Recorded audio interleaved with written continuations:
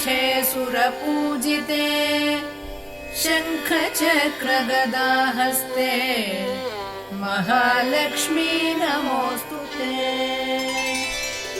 नमस्ते गरुडारूढे डोलासुरभयङ्करी सर्वपापहरे देवी महालक्ष्मी नमोऽस्तुते। सर्वज्ञे सर्ववरदे सर्वदुष्टभयङ्करी सर्वदुःखहरे देवी महालक्ष्मी नमोऽस्तुते।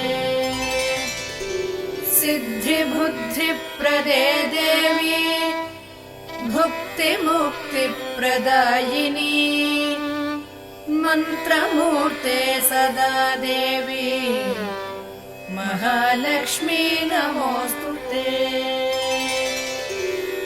आद्यन्तरहिते देवी आदिशक्ति महेश्वरी योगज्ञे योगसम्भूते महालक्ष्मी नमोऽस्तुते।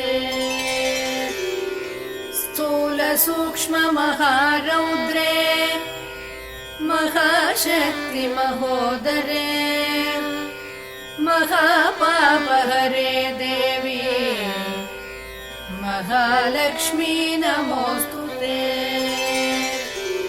पद्मासनस्थिते देवी परब्रह्मस्वरूपिणी परमेशि जगन्मातः महालक्ष्मी नमोऽस्तुते।